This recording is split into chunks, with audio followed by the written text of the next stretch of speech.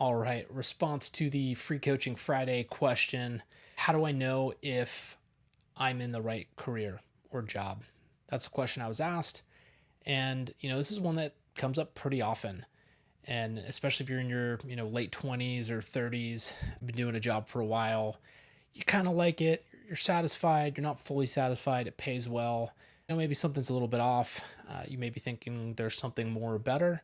That's usually when this question comes up. So, bottom line up front, it depends. What are your goals? What are you looking to achieve? Maybe this is the right job for you right now, and maybe it's the wrong job for you long term.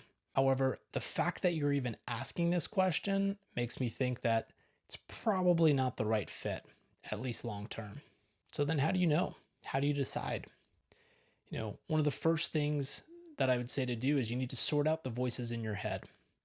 So there's two main voices that are going on. You have your ego and you have what I like to call your true self or your core self. And the ego is pretty loud. Ego is, a mix of societal interests, your familial patterns, what your parents have programmed into you. Go to school, get a job, go to college, do the right thing. There's a lot of that influence. It's not saying it's wrong, just understanding that that's what's shaping a lot of your decision making.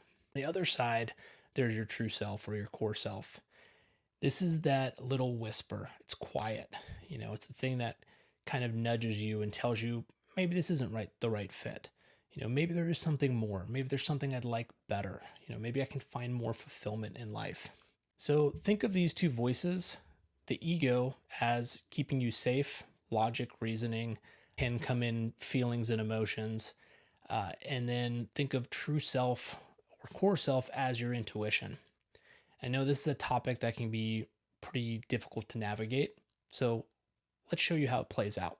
So, for the sake of being reductionist, we're going to pretend there's two types of thinkers, left brain and right brain.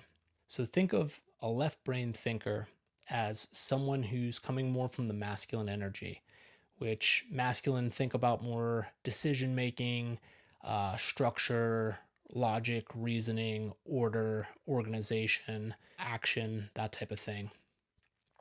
And so, a lot of times, what this person will do is they'll make the pros and cons list. They'll weigh out all the decisions, and ultimately, they pick whichever list is longer. This isn't to say that using that logic is a bad thing for making decisions, but typically bigger decisions, uh, there's something deeper that's driving you. There's something that you don't always listen to, and that's your core self. So if you're one of those left brain thinkers and you're really, connected, like, no, my gut's telling me to do this, more often than not, it's most likely your logic and reasoning that's saying to do something. It makes sense, it's just right, like it feels right. Uh, but really, what you're doing is you're just justifying all of the pros and cons and all the logical reasoning of why that choice makes sense and why the other choice doesn't make sense. On the other end of the spectrum, you have the right brain thinker. They're more of a feminine energy. And you can think of feminine as more flowing. It's more of a feelings and emotions and going with the flow, not being decisive, but just kind of allowing things to happen. So, right brain thinkers, typically what will happen is they'll go with a feeling or have an emotion, or they'll check in with their body to see, what feels right for them in decision making. The problem with this is they'll say, hey, this is my gut intuition is telling me this. And a lot of times for those right brain thinkers, it can actually be confused with the trauma response of the body, which is basically the programming of the ego. So if something bad happened to you in the past, whether it's actual trauma or just a situation that had a negative outcome or negative consequences, you can store that in the body and that feeling comes up. It's good and it's very helpful in survival situations.